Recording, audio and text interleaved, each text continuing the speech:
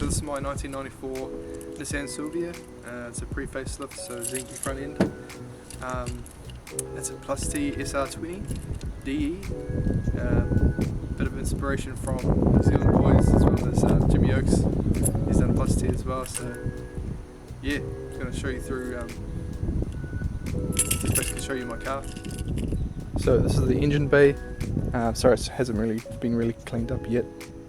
We have a completely sealed SR20DE, so factory bottom end, factory head.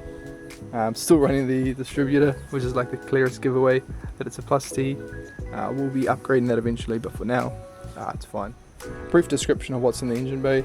We have an Arctic manifold, top mount Arctic manifold. This is really nice. We have a G25 550 Pulsar equivalent turbo, all V-band. We have a full 3-inch exhaust going all the way to the rear.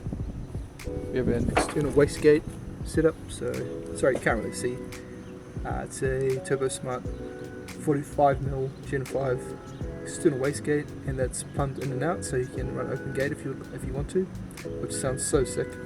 So one thing with the Plus T's is running water lines, so you can tee into the factory water neck that goes to the water pump.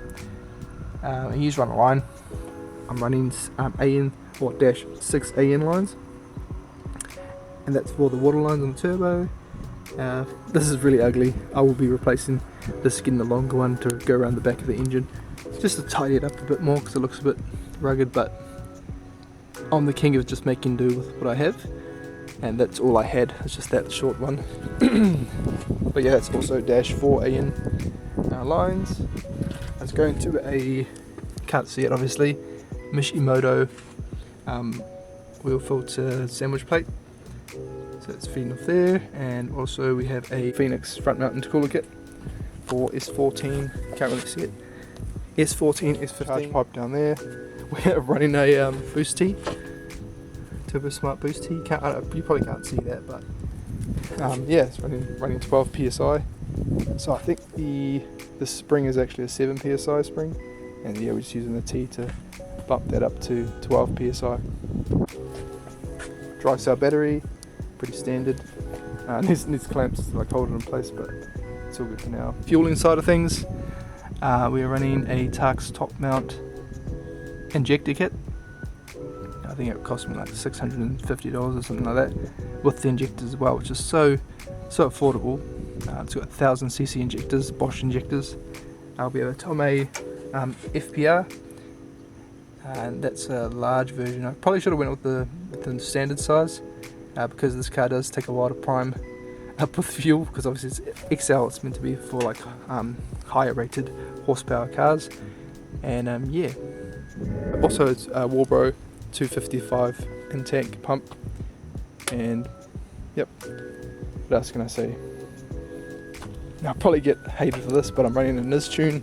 In the meantime, I will be going with Link eventually, but for now, does the job. I'm not sure if I've mentioned already, R35 MAF conversion. So instead of running this on where the pod filter sits, run it just before the throttle body, and it means you can have like really sick dose noises, which I'm stoked about. But yeah, if you want me to explain any mods that I have on this car, or if you're going down a similar route, yeah, please reach out to me and I'll assist with what I can.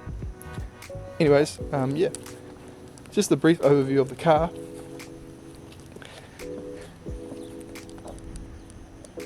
It's just the exhaust. I think I'm planning on changing this to like a smaller setup. I really like the cigarette styled like blasties. So I'll definitely be changing this to smaller pipes, which sounds a bit backwards, but I like the sound and look of it. Interior wise, pretty standard, lovely crack in the dash, standard SR. Factory interior, nice rip in the seat. But yeah, I try to keep it really just like low key. So I've got an AEM AFR gauge down there, a beanie for a shift boot, Blitz boost gauge. It's got 176,000 kilometers on the odo, so relatively low. It's like what, roughly like 130, 140 miles, maybe even a bit less than that. I'm not sure. Side skirt's barely hanging on. Still need to actually mount them up properly. It's just hanging on there, the custom little mount thing I've made. But yeah, wheel wise, 15-inch raise Vogue mesh.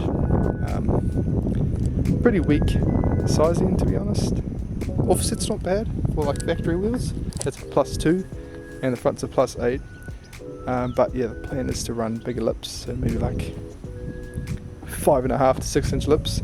Currently that's a 3.5 and the front is a 3-inch lip, so I think it'll give it a really nice aggressive stance having the wide lips. Here's another view. Okay, I thought while I'm at it I should introduce myself. So my name's Rob. I'm no means like a mechanic or anything like that. I did do like a course when I was a bit younger. So I got an automotive certificate of engineering, which really means nothing, but it is what it is. But yeah, like obviously love my car. It's not at the spec that I want it to be at just yet, but yeah, obviously a work in progress like most cars are. You're always working on them to make them better, or in my case I'm really just trying to make it as reliable as possible, as well as maintaining like some fun about it. So the turbo obviously is really fun to have. Spec wise, my car makes 282 horsepower to the hubs, so I think that's slightly a bit less wheel horsepower, but nonetheless the car came with how much horsepower? I think 140, 150 horsepower to the crank from factory, so that's roughly around like, it's close to like 100 horsepower to the wheels. So going from 100 horsepower to, well, more than double, yeah, the car definitely boogies, and I really enjoy it so far. I haven't really been able to drive it that much because it's got no cert.